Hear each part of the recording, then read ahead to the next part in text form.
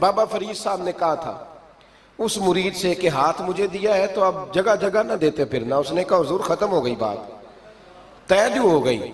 بلے شاہ اودیو جانے سانو اپنی توڑ نبھا لین دے. کہا کہ کسی اب جگہ جگہ نہ دیتے پھرنا. تو وہ آدمی دریا کے کنارے کنارے چل رہا تھا, سادہ آدمی تھا, دیہاتی آدمی. یہ بہت پڑھے لکھے لوگ کئی دفعہ پوری باتیں نہیں مانتے, ناراض نہ ہو جانا پڑھے لکھے بندے.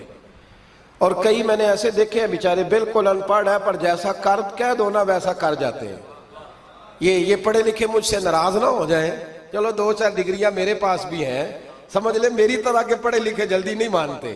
اور کوئی سیدھے سادے وہ علم و بس کری ہو یار, ایک کوئی حرف تینوں درکار. ان کو جو کہہ دو جب کہہ دو وہاں اڑ جاتے ہیں, سیدھے سادے جو اتنی بحث نہیں کرتے.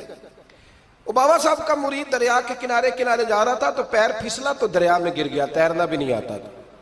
حضرت خضر علیہ السلام آئے, اللہ نے بندوبست کیا. آئے کہنے لگے ہاتھ دے تجھے باہر نکالوں. کہنے لگے دے تو دیتا پر فرید الدین سے وعدہ کر آیا. وہ دے تو دیتا پر وعدہ کر لیا ہے. بلے شاہ اودی او جانے سانو اپنی توڑ نبھا لین دے. انہوں نے کہا جناب کیا مطلب؟ فرمانے لگے مجھے مطلب کا نہیں پتا. انہوں نے کہا تھا کہ میرے علاوہ کسی کو ہاتھ نہ دینا.